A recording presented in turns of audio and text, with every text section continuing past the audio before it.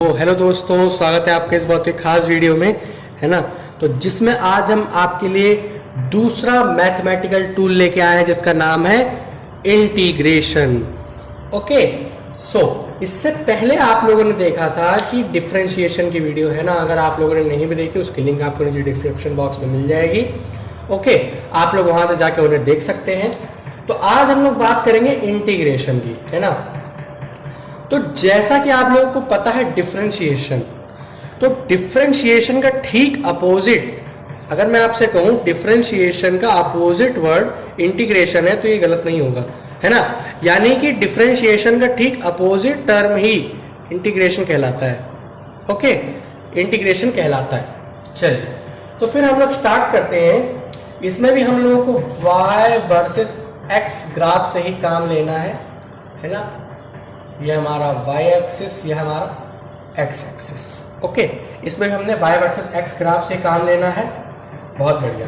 तो इस बार हम लोग सीधी लाइन ना खींच के इस तरीके का एक ग्राफ खींचते हैं, है ना। ये ग्राफ तो आप लोग यहां से हटा दीजिए। मैं कहता हूं कि ये भी एक x का एक स्लोप है, एक लाइन बनी है, या फिर हम इसे कहें तो एक कर्व बना है हमारे पास। ओके, और हमें इस कर्व का एरिया चाहिए, है ना। ये जो एरिया है यही तो हमें हमारा देगा एक्सेलरेशन। ओके, तो ये एरिया हमें क्या देगा? एक्सेलरेशन। तो हमें ये एरिया निकालना है। ओके, तो इस एरिया को हम लोग कैसे निकालेंगे, सोचिए। तो हम लोग एक काम करते हैं, हम लोग यहां से एक पतली सी स्ट्रिप काटते हैं, यहां से बहुत पतली सी स्ट्रिप है, इसके लिए इसके हिसाब से काफी मोटी हो गई लेकिन बहुत पतली स्ट्रिप है।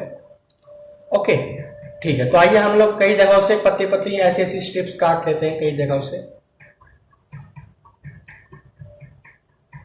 यहां से हमने काट ली, यहां से हमने काट ली, है ना, और यहां से हमने काट ली, और यहां से हमने काट ली। चलिए, बहुत बढ़िया। ओके, तो आप लोग देखिए, ये वाला जो पॉइंट है ये और ये, तो ये वाला पॉइंट अगर मैं इसको y1 मान लूं, क्योंकि ये वाली जितनी भी डिस्टेंस है तो सारी y की डिस्टेंस आएंगी, है ना। जितनी भी हॉरिजॉन्टल डिस्टेंसेस है वो सारी की सारी y की डिस्टेंसेस आएंगी। ओके, और जितनी भी वर्टिकल डिस्टेंसेस सारी x की डिस्टेंस होंगी। तो हॉरिजॉन्टल डिस्टेंसेस y1, ये दूसरी वाली y2, तीसरी वाली y3, चौथी वाली y4, ये वाली y5, है ना। और जैसे कि आप लोगों को पता है ये डिस्टेंस जो है ये बहुत ही छोटी सी डिस्टेंस है, बहुत ही छोटी डिस्टेंस।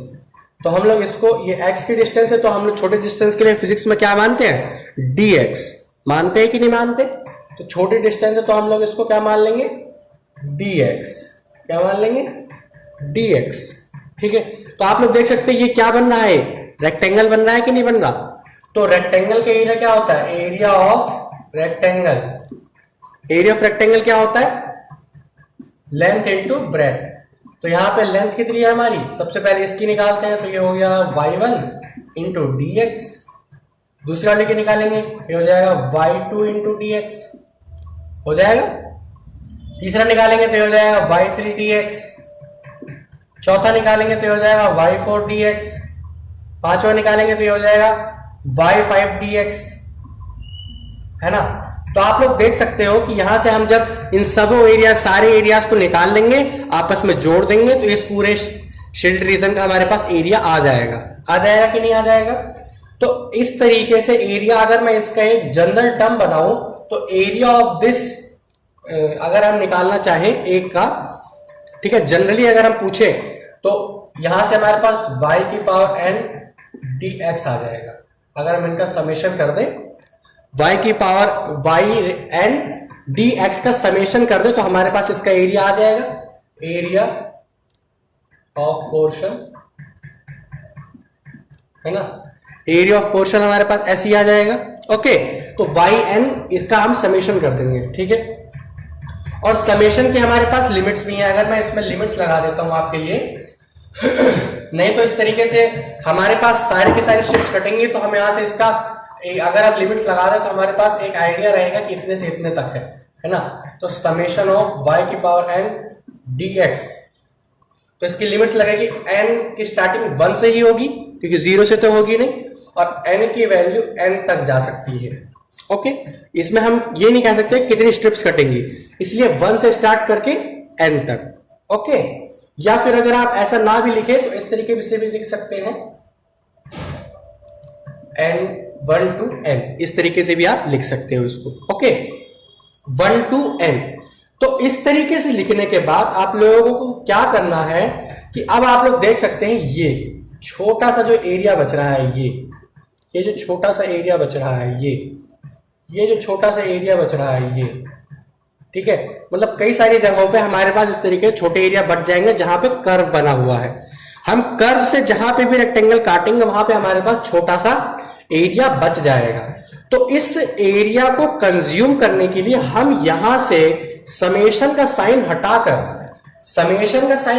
हम इसको क्या बना देंगे, आइए देखते हैं। यहां से समेशन का साइन हटाकर मैं इसको फिर से वैसे ही लिख देता हूं, n is equals to n और n is equals to 1, because this is very important. आपको लिमिट्स लगानी बहुत जरूरी है कि हमें ये आइडिया होना चाहिए कि कहां से कहां तक है। ओके, तो इस साइन को हटाकर हम लोग एक साइन लगाते हैं जिसे हम कहते हैं इंटीग्रेशन। क्या कहते हैं हम इसे? इंटीग्रेशन। ये देखिए, ये इंटीग्रेशन का साइन है। ओके, आप इसकी लेंथ अपनी मर्जी के अनुसार बना सकते हैं और फिर y की पावर n dx। ओके, तो इस तरीके से यहां से हमारे पास फिर ये n हट जाएगा। ओके, और हमारी लिमिट्स यहां पे क्या लगेंगी, 0 से x, ये हमारी लिमिट्स हो जाएंगी।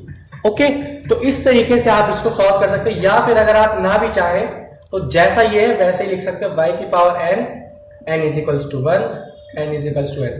तो ये हमारा इंटीग्रेशन का कॉन्सेप्ट है कि इंटीग्रेशन आया कहां से। ओके, तो यहां से इंटीग्रेशन आया। अब बात करते हैं, जैसे अगर आप फिजिक्स के भाषा में हम लोग बात करते हैं, फिजिक्स की भाषा में आइए देखते हैं। अगर आपको डिस्प्लेसमेंट दे रखा है और टाइम दे रखा है ना, तो आप यहां से वेलोसिटी बहुत आराम से निकाल सकते हैं। ठीक है, बाय किससे? डिफरेंशिएशन मेथड से। v is equals to ds over dt, है ना, यही तो होती है वेलोसिटी।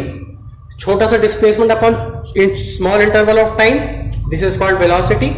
ओके, तो ये वेलोसिटी है, तो यहां से आप वेलोसिटी निकाल सकते हो अगर आपको डिस्प्लेसमेंट और टाइम गिवन है तो। लेकिन अगर आपको वेलोसिटी गिवन है, जैसे अगर मैं आपसे कहूं वेलोसिटी गिवन है t स्क्वायर प्लस 1, तो आप लोग यहां से डिफरेंशिएशन से इसका डिस्प्लेसमेंट या टाइम नहीं निकाल सकते, आपको इसको इंटीग्रेट करना होगा। बिना इंटीग्रेट किए आप इसको सॉल्व नहीं कर सकते। ओके, तो एक शॉर्ट फॉर्म में अगर मैं आपसे कहूं तो जो डिफरेंशिएशन है, ठीक है, लगभग सारी almost all terms can be differentiated, but only few terms can integrate।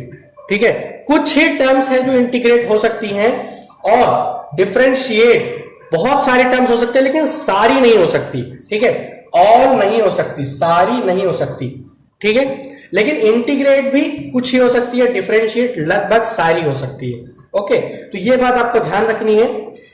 Differentiation क्या होता है? y वर्सेस x का ग्राफ, यानी कि स्लोप उसकी। डिफरेंशिएशन क्या होता है? स्लोप। और इंटीग्रेशन अगर जनरली पूछे आपसे कोई इंटीग्रेशन होता क्या है, तो y वर्सेस x का ग्राफ में बनने वाला जो भी एरिया है उसको फाइंड करने का तरीका।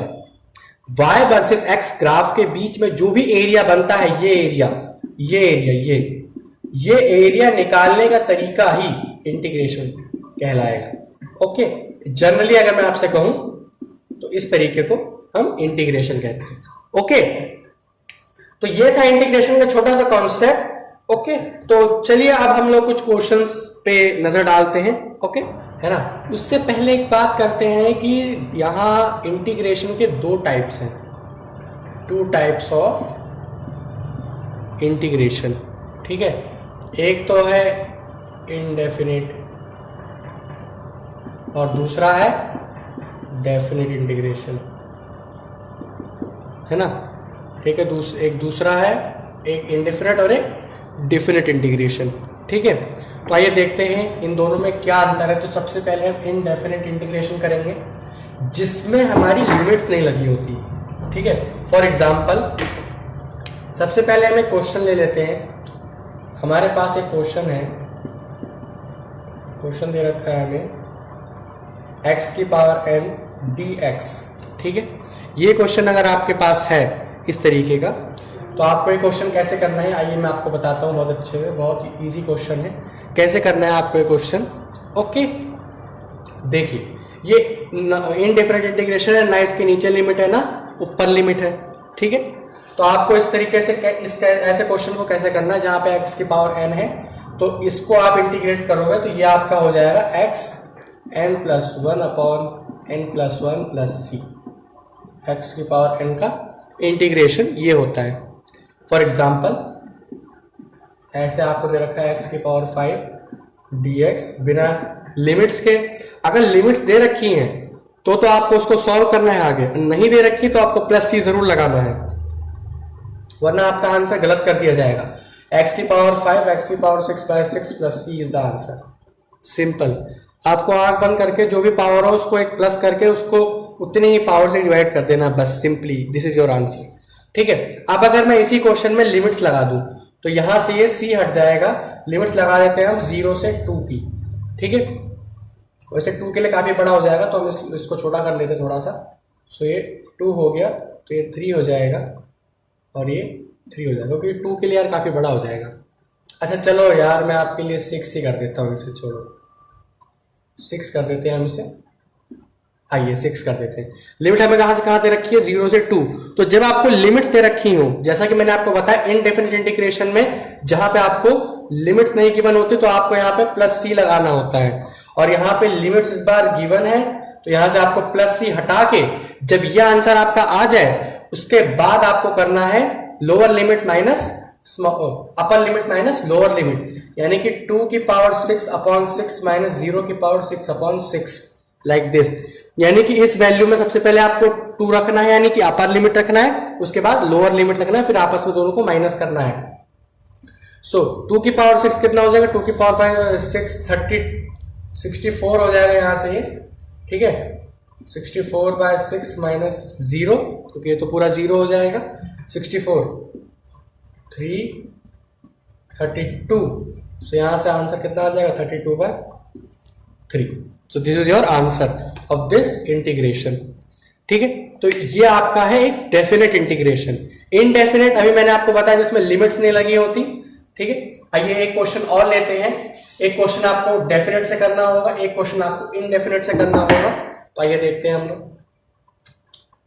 एक क्वेश्चन दे रखा है आपको, लिमिट यहाँ पे आपको दे रखा है 0 से 3, और क्वेश्चन है आपका, क्वेश्चन है x की power 3 dx and the second one is limit integration x की power 4 dx। So you have to done this. Okay, pause करके ट्राई कीजिए, बहुत ही सिंपल क्वेश्चन है। आइए इसको सॉल्व करते हैं हम लोग। x की पावर 3 यानी कि x की पावर 4/4, सो यहाँ से हमारे पास क्या आ जाएगा 3 की पावर 4/4 माइनस 0 की पावर 0 की माइनस 4/4, सो 3 की पावर 4 81/4 माइनस 0, सो यहाँ से answer 81/4 is the answer of this definite integration. Okay, 0 से 3 आपको दे रखी है यहाँ पे लिमिट्स, है ना। 0 से 3 आपको यहाँ पे लिमिट्स दे रखी हैं, इसमें हमें कोई लिमिट नहीं दे रखी है, ठीक है। लिमिट नहीं दे रखी तो इसको हम सिंपली x की power 5 plus c, so this is your answer. So इस तरीके से आप डेफिनेट और इनडेफिनेट इंटीग्रेशन को कर सकते हैं, बहुत ही सिंपल है, ठीक है। तो आप लोग इन्हें क्वेश्चंस को कीजिएगा, ठीक है। आइए फटाफट से हम लोग फॉर्मूलेज नोट करते हैं। भाई फॉर्मूले बहुत जरूरी चीज है, फॉर्मूलेज आपको आने चाहिए। जैसा कि मैंने आपको बताया ही था कि इंटीग्रेशन डिफरेंशिएशन का ठीक अपोजिट है, ओके। तो जैसा कि आप लोगों को मैंने x की पावर n का इंटीग्रेशन बता ही दिया, लेकिन मैं फिर से बता देता हूं आप लोगों को। x की पावर n dx का इंटीग्रेशन होता है x की power n+1 upon n+1 plus c। क्योंकि यहाँ पे हमने लिमिट्स नहीं दे रखी, इसलिए मैं यहाँ पे हर एक में प्लस c जरूर लगाऊंगा, क्योंकि इसमें हमें लिमिट्स नहीं दे रखी। फॉर्मूलेज में आपको लिमिट्स नहीं लगानी, मैं आपको फिर बता रहा हूं। ओके, सो x की पावर -1 dx, तो x की पावर -1 यानी कि 1/x, और आप लोग याद कीजिए कि 1/x किसका डिफरेंशिएटिव टर्म है, log x का, तो log mod plus c। Mod क्यों लगाया हमने, क्योंकि ये नेगेटिव और पॉजिटिव, हमें पॉजिटिव में ही चाहिए इंटीग्रेशन, इसलिए हमने यहाँ पे मॉड लगाया है।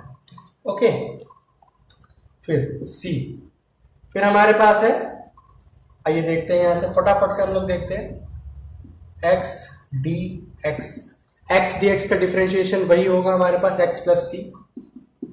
ठीक है, आइए फटाफट से नोट कीजिए cos x dx का, जैसा कि आप लोगों को पता है cos x का माइनस साइन x होता है, लेकिन यहाँ पे cos x का plus sign x plus c होगा। Integration of sine x dx, इसका होता है माइनस का cos x plus c।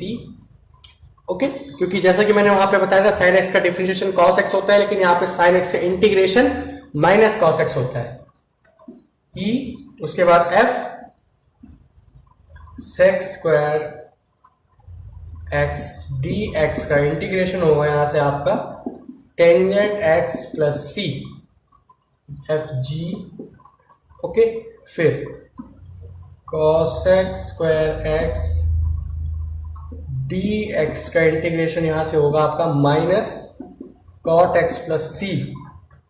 Okay, h secant x tangent x dx का इंटीग्रेशन होगा यहां से आपका sec x प्लस c।